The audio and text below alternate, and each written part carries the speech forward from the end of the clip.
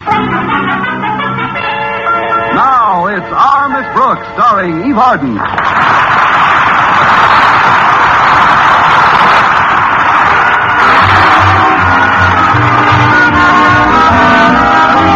Our Miss Brooks, who teaches English at Madison High School, has been going with Philip Boynton for quite some time now. 6 years to be exact. But only once or twice during that period did she have to worry about the eternal triangle. And that's not unusual when your boyfriend is the eternal square. Still, I must admit, I did see green about 2 weeks ago when Mr. Boynton began dating a young society beauty named Lucy Fairchild. I got angry, we had an argument, and I finally asked Mr. Boynton to choose between us. Did he want a beautiful young society girl with $1 million, or a steadily employed English teacher with a guaranteed pension in 20 years? Oddly enough, he chose me. And to make my happiness complete, our beloved principal, Mr. Conklin, invited the two of us to spend this past weekend with him and Mrs. Conklin at their cabin on Crystal Lake. Friday morning, my landlady was in my room with me, helping me pack, when she suddenly began to get sentimental. Connie, do you realize this is the first time we've been separated in almost a year? Oh, I am going to miss you, dear. Promise me you'll write every day. But, Mrs. Davis, I'm only going to be gone 2 days. Why, I'd be home before the first letter reached you. Oh, how nice. Then we could both sit down and read it together. Better still, why don't I write the letter now and let you read it to me while I'm packing? I know just what I'd say in it. I'd tell you what a wonderful time I'm having with Mr. Boynton. I hope it comes true, dear. It's just too bad Osgood will be around to pester you two. You're not kidding. Ever since Mr. Conklin saved Mr. Stone by pulling him out of that open elevator shaft, he's been playing the hero role to the hilt. But to spend a weekend with Mr. Boynton, I can even bear Mr. Conklin. Connie, I know it's a touchy subject, but, well, has Mr. Boynton really given up that society girl? Oh, absolutely. Mr. Boynton is through with the Crepe Suzette's crowd. I think he realizes now that we donut dunkers were made for each other. Still, I wonder... Wonder what, Mrs. Davis? Well, it's probably just my imagination, but this whole thing reminds me of a book I read. Oh? You and Mr. Boynton going up to a lonely cabin in the woods. It's before the regular season opens, nobody around. He's torn between you and that society girl. He takes you out in a shaky rowboat. Connie, it's an American tragedy all over again. An American tragedy? Oh, Mrs. Davis, you certainly have an imagination. What an utterly fantastic thought. Oh, of course it is, dear. Of course it is. It's an utterly fantastic idea. Look, Mrs. Davis, for your information, Mr. Boynton has never even read an American tragedy. Now, let's just forget the whole thing. Oh, that's Walter to drive me to school. Come in, Walter. The door's open. Mrs. Davis, please, not a word to Walter about what we've been discussing, or I'll never hear the end of it. Honey, I give you my word, my lips are sealed. And you know when I give anyone my word, I could be drowning and pardon me, dear.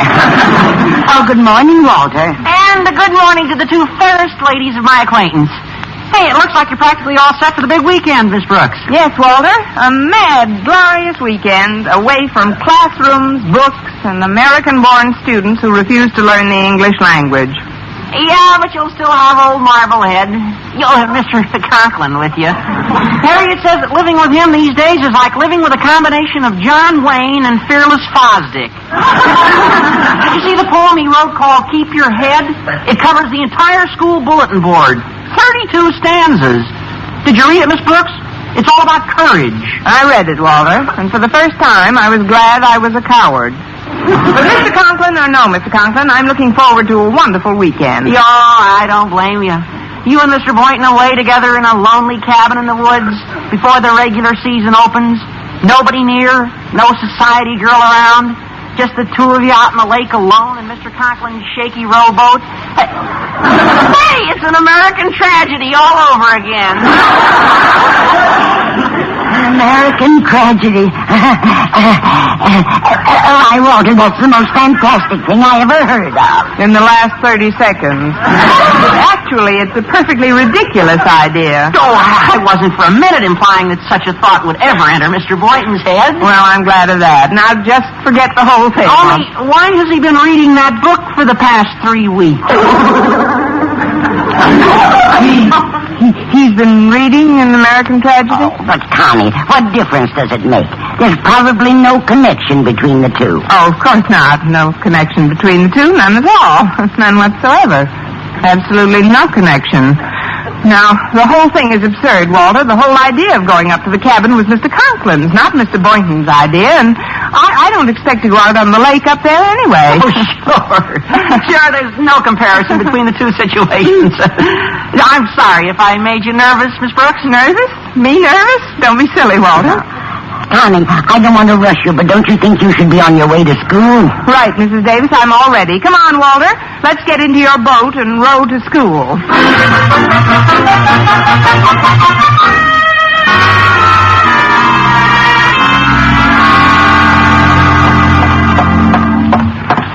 Oh, good morning, Harriet. Oh, hi, Miss Brooks. Why so depressed this morning, dear? I just left Daddy's office. If you were just entering, you'd have an even better reason. Oh, honestly, since Daddy rescued Mr. Stone a few weeks ago, there's simply no living with him. Mother says she's heard so many stanzas of his poem, Keep Your Head, she's losing hers.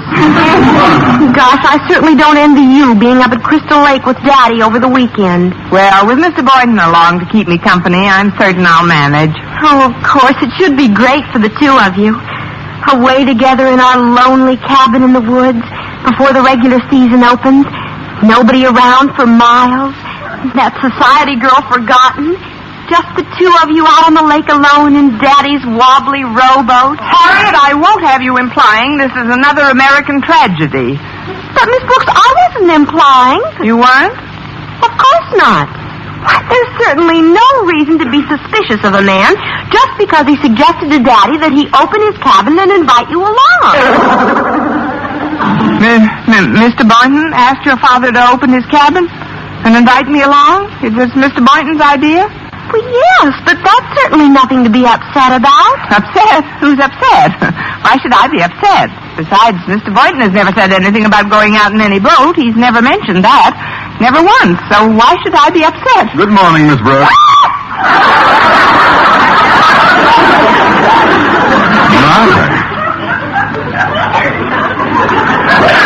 What did I do to deserve such a charming greeting? Now step into my office, please. I want to have a word with you. Yes, sir. I'll see you later, Harriet. Bye, Miss Brooks. You needn't sit down since this won't take a minute, Miss Brooks. I presume you've seen my poem on the bulletin board. I posted it yesterday just before lunch. You couldn't miss it going to the cafeteria. Did you read it? Yes, sir, and it saved me lunch money. I read it, sir. The first two stanzas I consider the most important. Keep your head by Osgood Conklin. When others about you show panic and fear, just keep your head and never lose cheer. The world makes room for the heart that is brave, so just keep your head. Ride the crest of the wave. Miss Brooks, tell me truthfully, have you ever heard anything so inspirational? Not since Casey at the bat. Now, on my desk this morning was this piece of paper, and on it is a dastardly satire some ignorant buffoon made of those precious verses. Go on and read it, Miss Brooks. When others about you show panic and fear, just keep your head like a good glass of beer. The world makes room for the heart that is brave, so just keep your head. You'll have something to shave. Who could have done this to me, Miss Brooks? Who could have played this ghastly trick on Osgood Conklin? Who? Miss Brooks, are you listening to me? Oh. Did you hear what I said? Oh, pardon me, Mr. Conklin. I really don't know who could have written it. Will you excuse me now, sir? I'm not myself today. I feel a little nervous. Oh, well, then this weekend with us up at the lake will do you good. You'll have plenty of opportunity to be alone with Mr. Boynton. You've always wanted that, haven't you? Yes, but not quite this way. That is, it should be nice, sir. It certainly should be for both of you. But something he asked me yesterday has me a little puzzled. Something he asked you? Yes. He asked me, did I have a good, strong rowboat? Good, strong rowboat. He asked you that? Well, when did he ask you that? Right after he asked me how deep the middle of the lake was. How deep the middle of the lake was? Well, yes. Looks like Mr. Boynton plans to drown you. Why, what's the matter, Miss Brooks? Where's your sense of humor? I was only joking. I'm certain such a delightful, hideous thought never entered Boynton's head. Oh, no, I'm certain it didn't, sir. Absolutely certain. Now, if you'll please excuse me. Miss Brooks, where are you going? Down to the pool to learn to swim.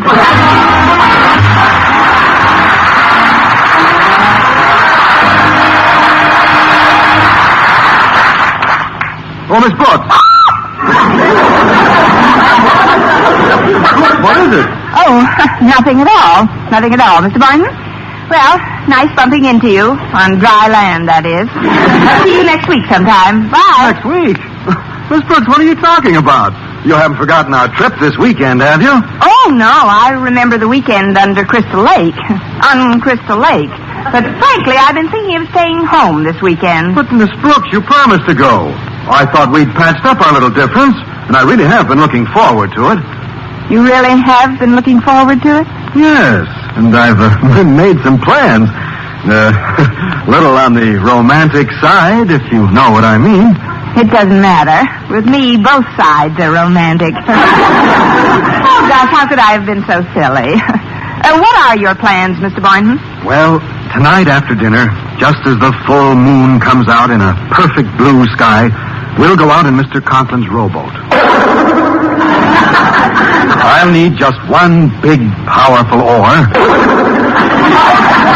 And I'll show you how to sit so you don't rock the boat. And even if you do fall into the lake, I can swim. Look, why are you looking at me that way? What is it? Oh, I think I know what's bothering you. You're mystified as to my actual reason for this trip. Now, isn't that it? No, I've read chapter 23. My actual reason for going up to the lake is to gather first-hand information on the nocturnal habits of the speckled-throated frog. The nocturnal habits of the speckled-throated frog? I'm doing some highly confidential research work for a biological paper I'm writing. I wasn't even going to tell you until we got up there. And that's the only other reason you wanted to go out with me in a rowboat tonight? What did you think I wanted to go out with you for? To repeat an American tragedy? It was a perfectly crazy idea. How could a thought like that even enter my mind? Of course. Well, I've got a class now, Miss Brooks. I'll pick you up at your house at 4 o'clock sharp.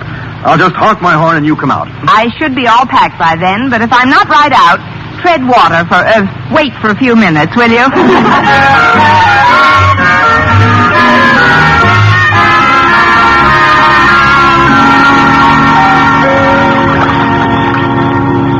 Osgood, ever since we arrived at the cabin 3 hours ago, you've been behaving ridiculously. Now come out of that rowboat this instant. Quiet, passion flower. Believe me, Boynton has gone completely berserk. Everything he's done so far clearly indicates he plans to marinate Miss Brooks tonight. Osgood, please stop hiding under that tarpaulin. They're bound to see you sooner or later. Believe me, Poopsie girl, your Osgood knows what he's doing. I've collected facts from Walter Dent and Harriet and Miss Brooks herself, and there's no question about it. Boynton plans to end his romantic obligations to Miss Brooks by bashing her over the skull and using her as bass bait. But I am going to save her.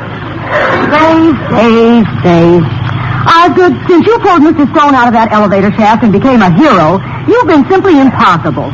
Now, please get out of that boat before they come down here. Worry not for your Osgood's safety, my pet. He knows how heroes are expected to act in emergencies, and he shall not be found wanting. The world makes room for the heart that is brave, so just keep your head. And you'll have something to shave.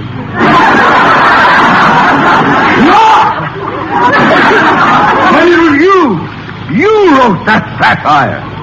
For 20 years, I've clasped a Delilah to my bosom. Honey, now, please get out of that boat. Oh, very well, be a hero. And when Mr. Boynton finds you hiding under that tarpaulin, I hope he hangs something besides a medal under your eye.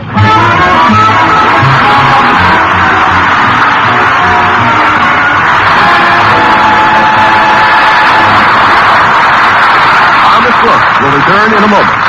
You know, being a good driver is more than just turning on the ignition and stepping on the gas.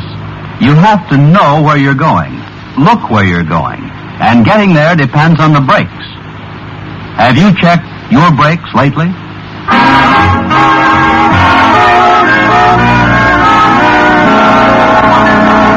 Well, there was no doubt in Mr. Conklin's mind Mr. Boynton was going to end his romantic idyll with Miss Brooks by using her to fatten up the fishes. So, to prevent another American tragedy, when the two took his rowboat out on Crystal Lake, he hid himself under the tarpaulin. Oh, gosh, isn't it nice and peaceful out here on the lake, Mr. Boynton? Oh, it sure is, Miss Brooks. I wonder if you'd mind. That is, well, can I hold your hand? I doubt it. We're about 8 feet apart. You could sit closer. Why don't you sit on that tarpaulin? Oh, no, thanks. I tried it before, and I felt like I was sitting on a mass of whale blubber.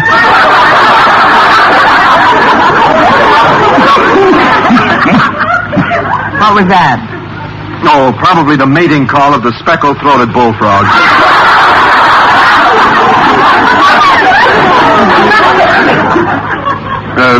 Would you like me to tell you about the love life of the frog, Miss Brooks? Right now, I'm trying to develop one of my own. I mean, some other time, Mr. Boynton. Well, maybe I could move a little closer to you. No, stay where you are. I'll come to you. Very well. Only be careful. This boat's awfully shaky.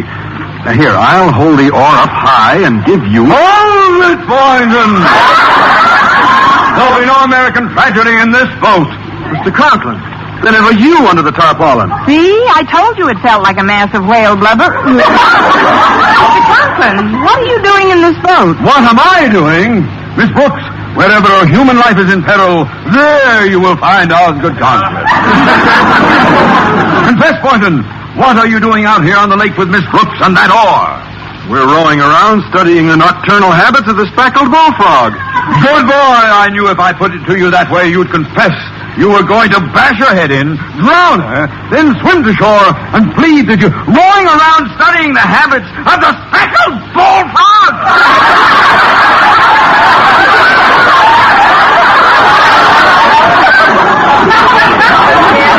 Back under the tarpaulin again?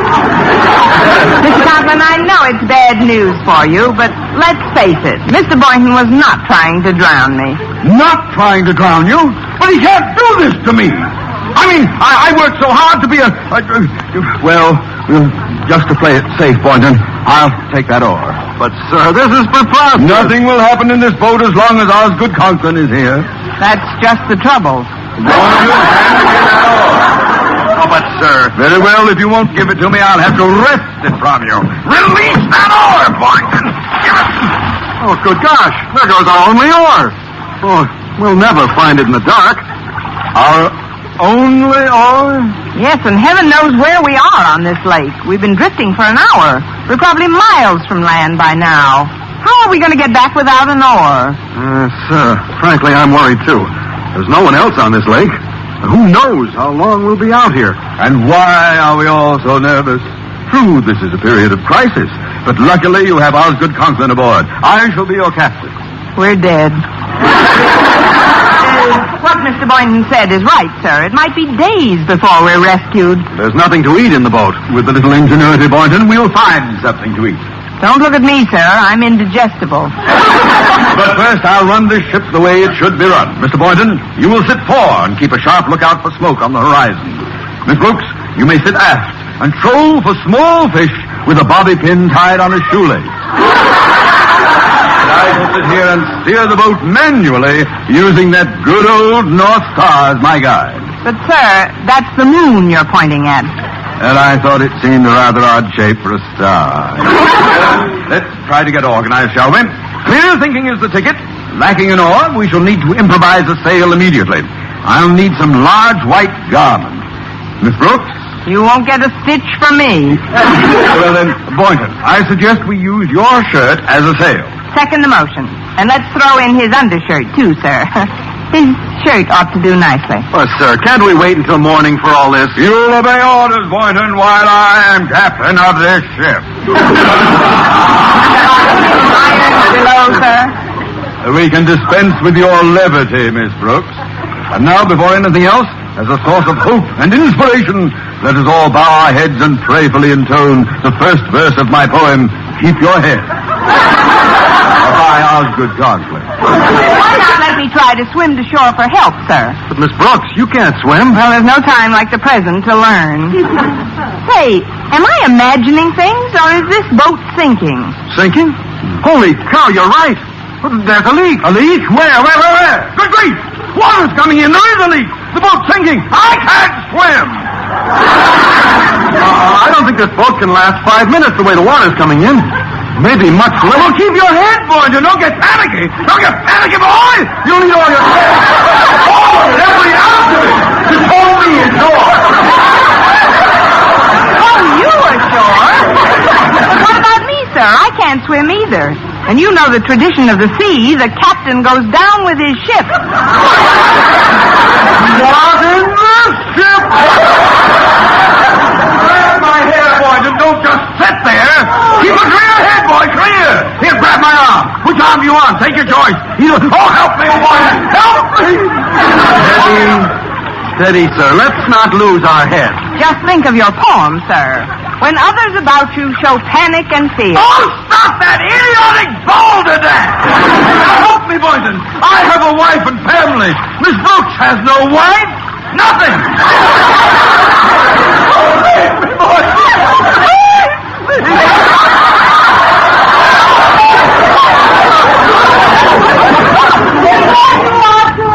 Who's that?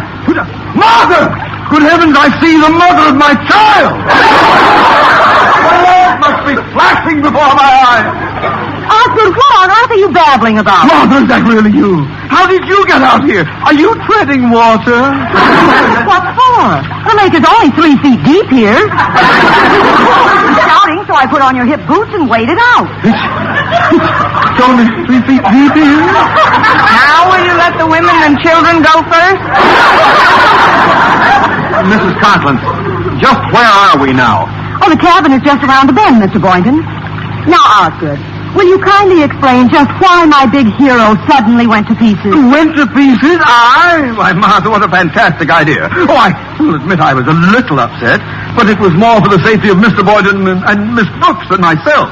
My first concern was for their safety. Isn't that so, Miss Brooks? Well, what do you say, Miss Brooks? The next time you run Mr. Conklin's bath, be sure you throw in a life preserver.